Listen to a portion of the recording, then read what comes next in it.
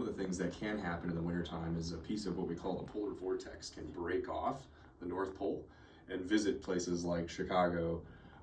It happens in Europe, it happens in Russia. It moves down into the mid-latitudes and will influence our weather conditions, and that's what happened here over the last couple of weeks. We had a piece of that polar vortex, the extremely cold Arctic air, that drove our temperatures well below zero and was responsible for some of the minus 20 and minus 30 degree wind chills that we had the last couple of weeks, in addition to the snowfall. So when those events happen, they're more localized, they don't persist that long, right? That only lasted for about a week or so. And then we're kind of back to the status quo. In fact, we're looking at potential for 50s and maybe even touching 60 by next week, right? And that's been a little bit more of, let's call it par for the course. Usually the El Niños will last on the order of, a year or so. We saw this one developing over the summer. It typically peaks in the winter months. In fact, the El Niño is strongest right about now. And what we anticipate happening is the El Niño weakening as we move towards spring, perhaps getting to neutral or even negative conditions, which would be La Nina by the spring. And if that happens, we'll be watching that closely. That has important implications, not only regionally, but nationally for precipitation and temperature, if that does occur. And that's what we're expecting to occur. That's what kind of our forecast models are suggesting happening right now. Yeah.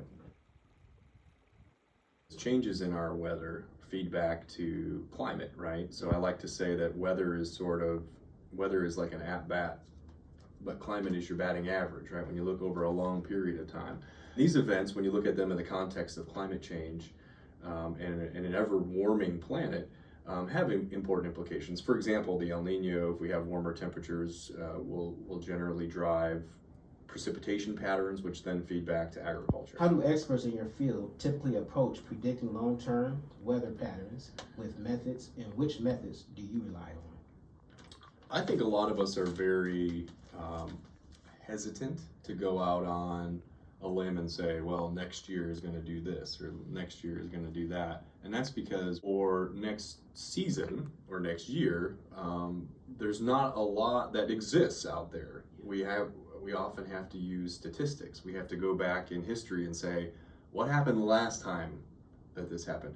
And unfortunately, statistics, they help us a lot, but they don't explain the entire variability of the atmosphere and the forecast that we see. In other words, we're in an experiment where humans are continually warming the planet, and that makes the ability or the challenge of predicting what's going to happen next year even more difficult. Yes.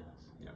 Climate change doesn't necessarily feed back to going outside today, right? You could go outside in the courtyard today in Davis Hall and pick up a snowball. Climate change is changing the probability of having snowfall outside or reaching a 90-degree temperature.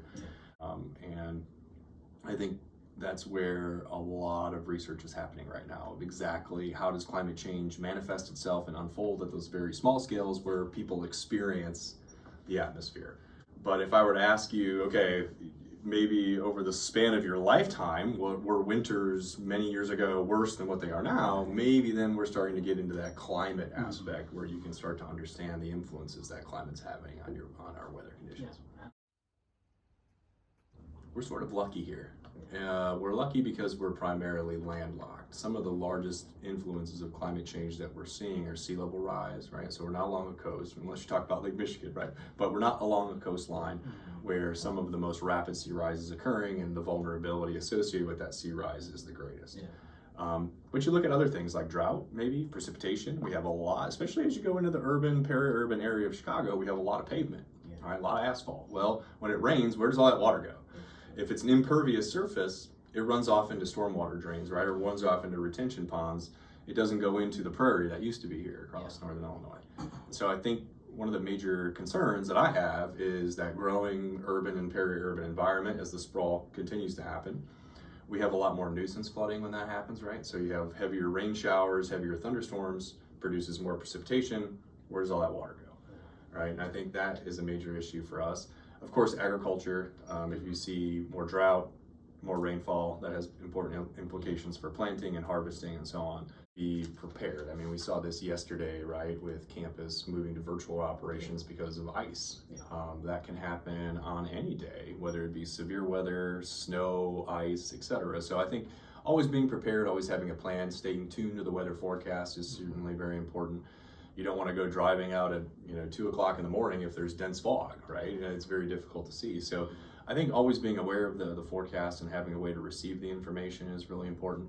When it comes to climate change, I think specifically, there are a lot of things an individual can do, whether that's changing out your light bulbs in your house to more energy efficient, using mass transit, that sort of thing, I think are ways you can offset your own carbon footprint and contribute to, reducing our footprint as humans on this planet of emitting carbon. And that's ultimately, at the end of the day, one of the big challenges, right? Is I can do it, you can do it, but unless we can really scale up, that's where I think the biggest challenge lies. Okay. Yeah.